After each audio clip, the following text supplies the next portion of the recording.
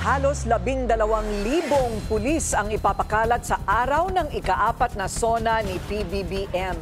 Ang mga magsasagawa ng kilos protesta kailangang manghingi ng permit sa PNP.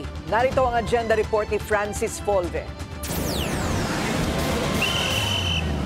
No permit, no rally. Yan ang paiirali ng PNP sa ika-4 na SONA ni PBBM sa July 28. Sa ngayon, wala pa raw natatanggap na application para sa permit to rally ang PNP mula sa mga grupo na balak magprotesta sa araw ng SONA.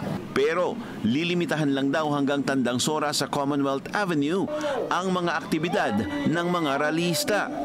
They are already coordinating doon po sa mga normal na mga grupo na nagsasagawa po ng kanilang mga protest action rallies po. We are also expecting na magkakaroon before ng coordinated conference doon na rin po sa mga all youth line po. So, dahil na ginagawa po natin in previous years, we make it a point na hindi po sila magkasama sa isang lugar, medyo may distansya para maiwasan po natin yung gilid or kada dito mataas yung tension, so mas maiging magkahiwalay po sila ng linda po.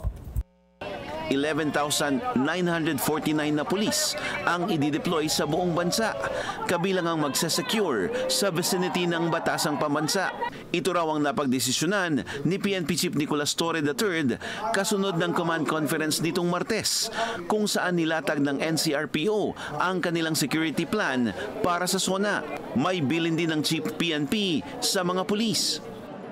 So wala po dapat alis tungkol sa threat assessment, increasing need to adjust po yung mga nakasanayan na po nating security template at ibigay po sila na updated po na threat estimates as to including po yung mga possible number po na pagkakandak po ng mga activities, particularly yung mga rallies both for and anti-co.